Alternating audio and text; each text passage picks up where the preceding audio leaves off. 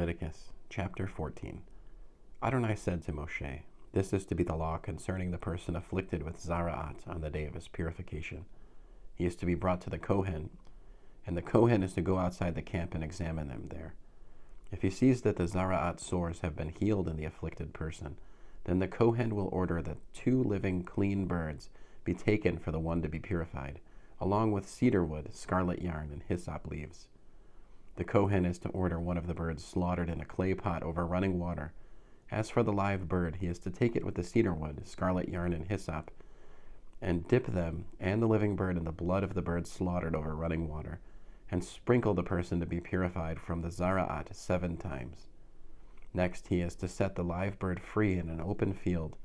He who is to be purified must wash his clothes, shave off all his hair, and bathe himself in water. Then he will be clean, and after that he may enter the camp, but he must live outside his tent for 7 days. On the 7th day he is to shave all the hair off his head, also his beard and eyebrows. He must shave off all his hair, and he is to wash his clothes and bathe his body in water, and he will be clean. On the 8th day he is to take 2 male lambs without defect, 1 female lamb in its first year without defect, and 6.5 quarts of fine flour for a grain offering, mixed with olive oil, and 2/3 of a pint of olive oil. The Kohen purifying him is to place the person being purified with these items before Adonai at the entrance to the tent of meeting.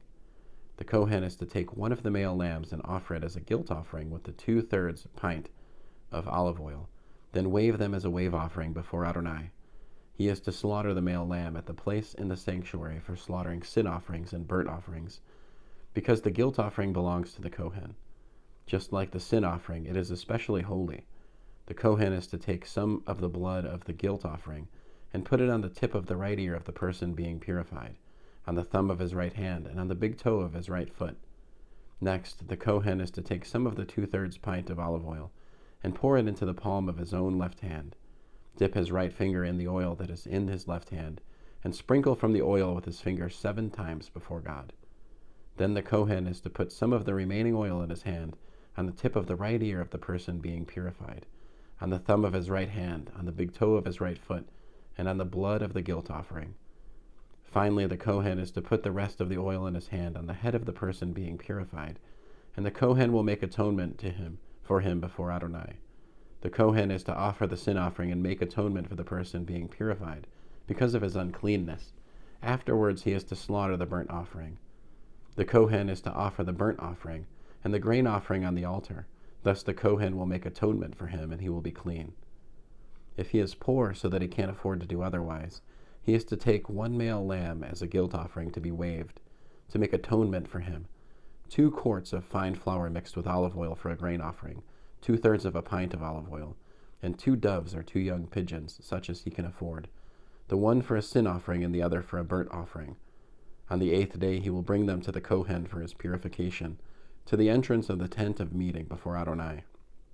The Kohen is to take the lamb of the guilt offering and the 2/3 of a pint of olive oil, and wave them as a wave offering before Adonai. He is to slaughter the lamb of the guilt offering, and the Kohen is to take some of the blood of the guilt offering and put it on the tip of the right ear of the person being purified, on the thumb of his right hand, and on the big toe of his right foot. The Kohen is to take some of the olive oil and pour it into the palm of his own left hand, and sprinkle with his right hand some of the oil that is in his left hand 7 times before Adonai. The purified on the thumb of his right hand. Start verse 28. The Kohen is to put some of the oil in his hand on the tip of the right ear of the person being purified, on the thumb of his right hand, on the big toe of his right foot, in the same place as the blood of the guilt offering. Finally, the Kohen is to put the rest of the oil in his hand on the head of the person being purified, to make atonement for him before Adonai. He is to offer one of the doves or young pigeons, such as the person can afford, whatever his means suffice for. The one is a sin offering, and the other is a burnt offering, with the grain offering. Thus the Kohen will make atonement before Adonai for the person being purified.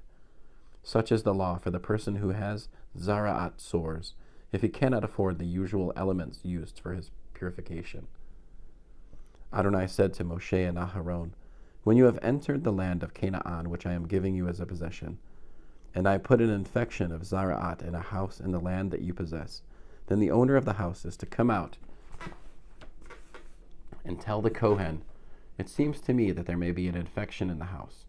The Kohen is to order the house emptied before he goes in to inspect the infection, so that everything in the house won't be made unclean. Afterwards, the Kohen is to enter and inspect the house.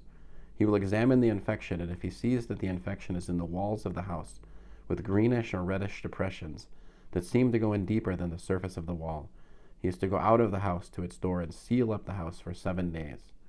The Kohen will come again on the 7th day and examine the house. If he sees that the infection has spread over its walls, he is to order them to remove the infected stones and throw them into some unclean place outside the city. Next, he is to have the inside of the house thoroughly scraped, and the scraped-off plaster is to be discarded outside the city in an unclean place. Finally, other stones must be set in the place of the first stones, and other plaster used to replaster the house. If the infection returns and breaks out in the house, after the stones have been removed and the house scraped and plastered, then the Kohen is to enter and examine it. If he sees that the infection is spread in the house, it is a contagious zaraat in the house, it is unclean. He must break down the house and take its stones, timber, and plaster out of the city to an unclean place. Moreover, whoever enters the house at any time while it is sealed up will be unclean until evening. Whoever lies down or eats in the house must wash his clothes. If the Kohen enters, examines, and sees that the infection has not spread in the house since it was plastered, he is to declare the house clean, because the infection is cured. To purify the house, he is to take 2 birds, cedar wood, scarlet yarn, and hyssop leaves. He is to slaughter one of the birds in a clay pot over running water. He is to take the cedar wood, the hyssop, the scarlet yarn, and the live bird, and dip them in the blood of the slaughtered bird and in the running water, and sprinkle the house 7 times. He will purify the house with the blood of the bird, the running water, the live bird, the cedar wood, the hyssop, and the scarlet yarn. But he is to set the live bird free outside the city in an open field. Thus will he make atonement for the house, and it will be clean. Such is the law for all kinds of zaraat sores, for a crusted area, for zaraat in a garment, for a house, for swelling, for a scab, and for a bright spot, to determine when it is clean and when it is unclean. This is the law concerning zaraat. End of Leviticus chapter 14.